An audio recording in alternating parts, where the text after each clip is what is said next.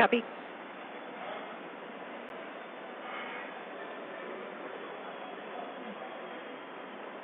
So there you can see on your screen visual confirmation. What a gorgeous shot. Dragon has undocked from the International Space Station, and we are beginning the departure. That's right, and you're going to hear the voice of David St. Jacques again. He's the one inside of the station monitoring Dragon for its departure. Slowly backing away. Everything's looked good so far with those separation burns. Again, as Gary said, that physical separation, that undocking coming at 11:32 p.m. here Pacific. Station Houston at 2, Dragon departure burn 0, complete. So you heard us mention earlier that we have a series of 4 departure burns, starting with 0, 0, 1, 2, 3. We have confirmation that departure burn 0 has been completed. That's right, and so with that one down, we're going to start seeing Dragon begin flying actually above the International Space Station, and then coming up in just a couple of minutes, departure burn 1, the second departure burn, will be coming. That should be in about 4 or 5 minutes from now, and so we're going to see Dragon just kind of swing its way over top the space station and eventually fly out of both the keep-out sphere and the approach ellipsoid. And so the keep-out sphere is one of my favorite things. It's an imaginary sphere with about a 200-mile radius, so 200-meter radius. That would be a much bigger sphere. A 200-meter radius in all directions, and that just governs, so kind of like the approach ellipsoid, which I explained earlier, before you're in the keep-out sphere, any maneuvers with the spacecraft have to be safe and not get inside within core orbit. Dragon's in the corridor, and opening rate is as expected. Copy. And David St. Jacques reporting everything looking good so far. You heard him say the corridors, so they, on their overlays that they have on their laptops on board the station where they're actually monitoring Dragon, they're looking for any perturbations outside of the expected path. If they see anything that doesn't quite look right, again, they're in the loop and they can send commands, but everything going smoothly with Dragon slowly flying away. And this is kind of an animated representation of the kind of stuff that the crew is looking for. They have that corridor, so kind of that triangular shape you can see there, where they're just looking to make sure Dragon's pitch, yaw, approach, speeds, everything like that are inside of parameters as expected.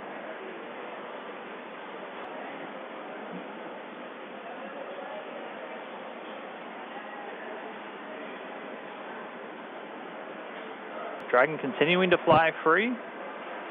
Look, everything looking good so far.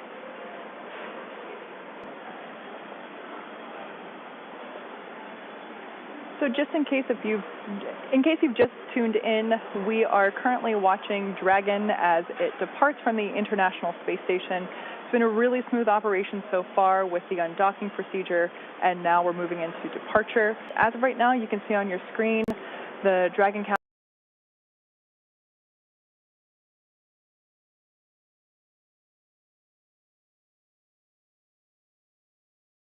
from the approach ellipsoid.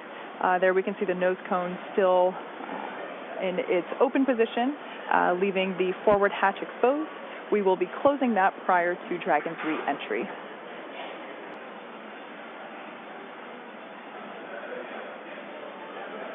And so we're continuing to get really great views. Dragon backdrop by the inky blackness of space. You'll see the cameras are a little bit jerky in their motions. They're actually being controlled by somebody on the ground in mission control. We always like to talk about how in mission control over in Houston, that's where they actually fly the space station. That's where they control everything from the cameras and the communication to even the thermostat on board the space station. If it's too hot for the crew, they talk to the ground, and they're the ones who can turn the AC out. But so it's actually somebody at a console right now who's controlling those cameras, sending commands just to move all the pan, tilt, focus, everything else. They're doing it from a console on Earth while the thing is flying 250 statute miles over the Earth on the other side of the planet. Like Dan mentioned before, we're going really fast right now. We're at about 17,500 miles per hour, so everything is moving very quickly. The need to readjust the cameras very frequently is inherent due to the high velocities that we're dealing with. And so this is a view from that WB-57 airplane. You were looking at Dragon streaking across the sky on its re-entry through the Earth's atmosphere, aiming for a splashdown in just a little while from now. So it's pretty exciting that we get this shot right now, as it is our first view from planet Earth of the Dragon capsule since it lifted off from Cape Canaveral just several days ago. I will say this is a pretty rare treat to be able to see this here. And again, this video is coming from a NASA airplane that we're flying around that recovery zone there, a WB-57. It's commonly used for a lot of atmospheric studies and other science missions, but able to put a tracking camera on it to try and get this re-entry through the Earth's atmosphere today. We're hearing that they should have AOSO acquisition of signal back with the Dragon spacecraft. Right now it's about 46 kilometers in altitude. The Dragon spacecraft continuing to descend. It's now subsonic, so already starting to slow down thanks to the aero braking, basically slamming into that Earth's atmosphere, causes a lot of friction and allows the vehicle to eventually reach its terminal velocity, basically. And then those parachutes are going to kick in.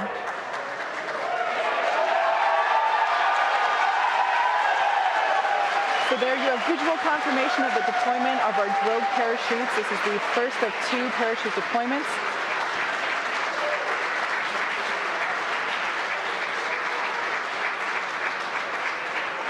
So those drogue chutes do the initial slowing, and then they're ultimately going to pull out the 4 main parachutes responsible for really slowing the spacecraft down prior to that splashdown. You can hear cheering here at SpaceX headquarters as the employees that have gathered around our Mission Control Center are sharing the same view as you. What a gorgeous shot of Dragon coming back down.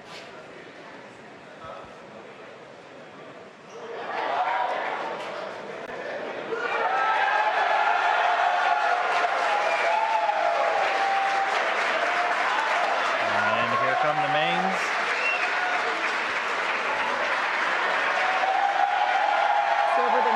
Seconds, we will see those main parachutes exactly like that begin to expand as they capture more air, further decelerating the Dragon vehicle down to the Atlantic Ocean.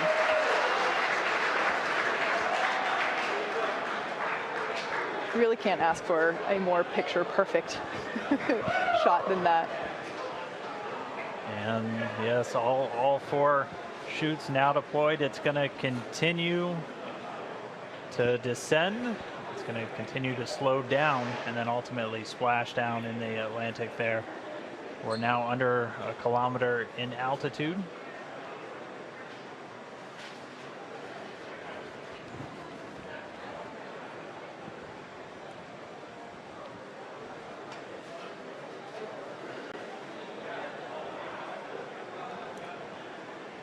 Just about 750 meters to go.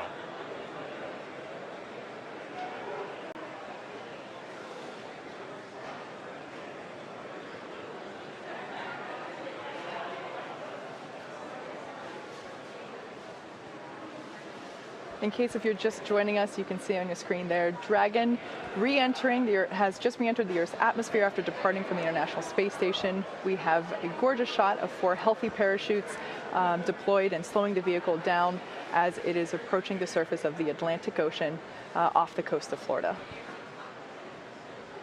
And it's continuing to descend under those chutes. We just passed 500 meters. Everything continuing to look good via reports to all the flight control teams. Now we're at about 400 meters.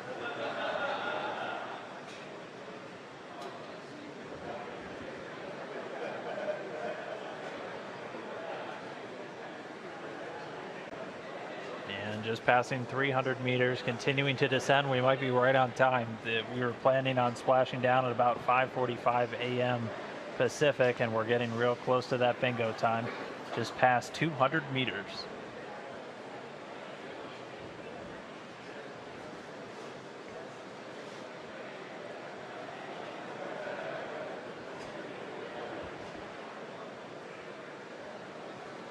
And we have confirmation that Dragon is now under 100 meters, is 100 meters above the surface of the ocean. So next up, standing by for splashdown.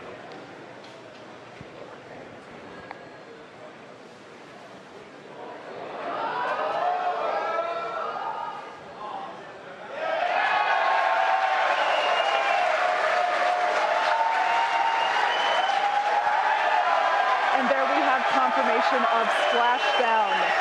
Dragon has returned to planet Earth. It is now back home, and you can see on your screen our two fast boats racing out to the capsule, now in recovery. That splashdown came right on time, 5:45 a.m. Pacific, 8:45 a.m. over on the East Coast. The teams that have been ready and waiting, they were staged just a few nautical miles away. They're going to start moving in now. You can see those two fast approach boats already speeding their way towards the capsule.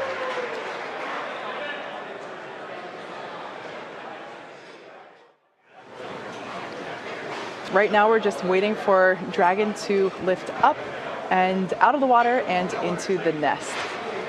And there it goes. So there facing us is what we call the side hatch, and that is where, as Dan just mentioned, the astronauts would, if we had astronauts on board today, where they would be exiting. The top hatch is what we use to connect to the ISS, and that is currently hidden underneath the nose cone. But like we said, astronauts will be coming out of the side hatch. And we got a beautiful shot there.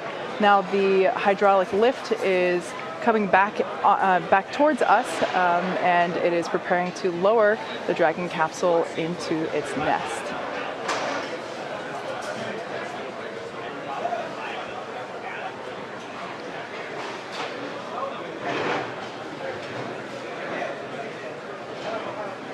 Like we said, we are treating this demonstration mission with the recovery operations as if there were actual astronauts on board. And of course, before we would be able to open the hatch, we would have to make sure that the spacecraft's cabin pressure is equalized with the outside environment before doing so. So once Dragon is seated, and you can hear some cheers behind me as the remaining folks that we have here on the SpaceX team outside of Mission Control are cheering with the placement of Dragon into the nest there, as you can see.